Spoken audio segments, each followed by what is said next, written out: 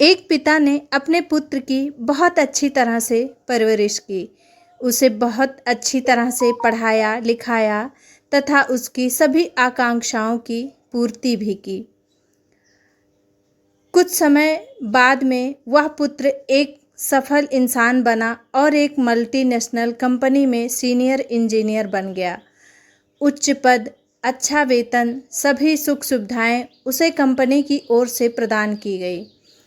समय गुजरता गया। उसका विवाह एक सुलक्षणा कन्या से हो गया और उसके बच्चे भी हो गए। उसका अपना परिवार बन गया।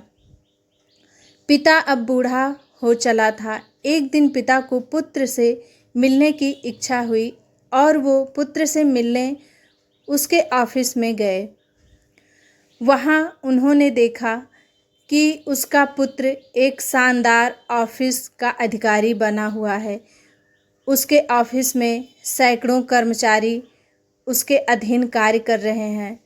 ये सब देखकर पिता का सीना गर्व से फूल गया।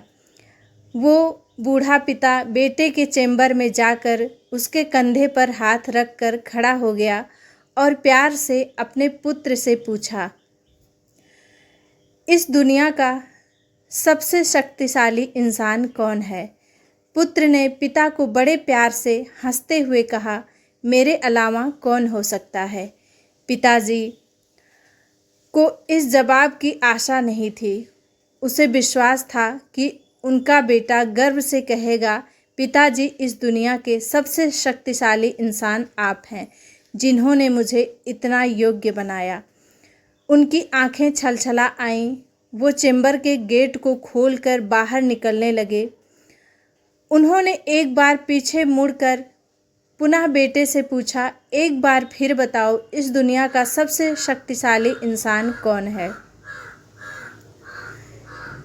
पुत्र ने इस बार कहा, पिताजी, आप हैं इस दुनिया के सबसे शक्तिशाली इंसान।